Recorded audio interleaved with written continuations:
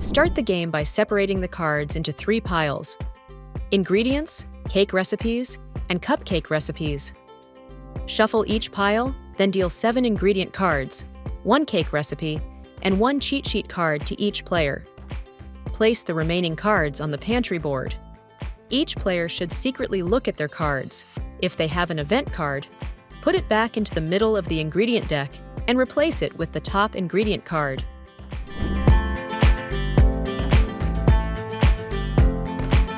The player who most recently ate cake goes first.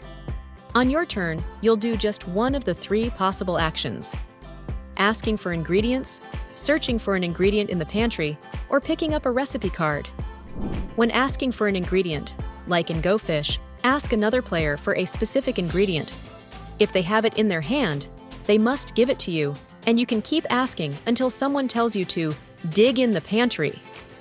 Then you take the top ingredient card or 1 card from the face-up pantry. To do a deep dive in the pantry, you search the pantry by picking up the top 2 ingredient cards from the ingredient deck. Keep one and discard the other face-up to the pantry.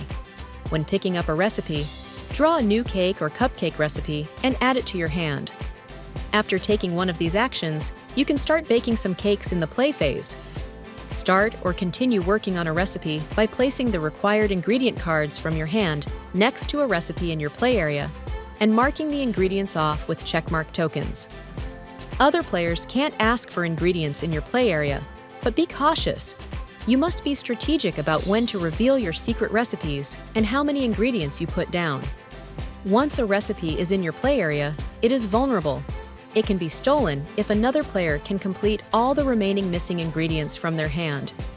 When you complete a recipe by adding all the necessary ingredients, you earn the cake points listed on the card.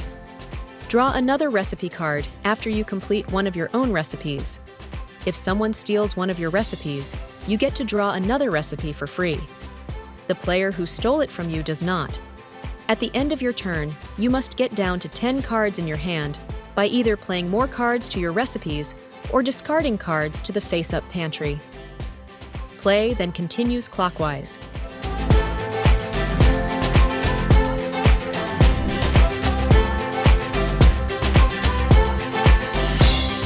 When an event card is drawn, everyone completes the event, and then the player who drew the event card picks up another ingredient card from the pantry and continues their turn.